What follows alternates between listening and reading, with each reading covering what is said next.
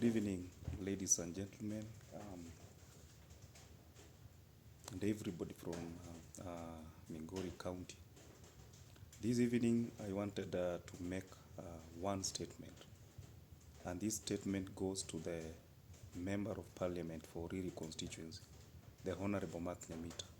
Mheshimiwa, kindly concentrate on your constituents. Do development at your constituency. What are you doing in Korea East? I mean, don't you have something you can do in Uriri?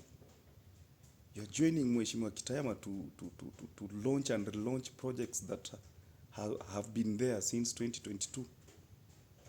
What are you launching here and relaunching? Forget about Migori County. Migori County has a governor until 2032, the Honorable Chilo Ayako. Na msimuache mchezo wa kudanganyana kwamba utakuwa governor, my friend, before 2032.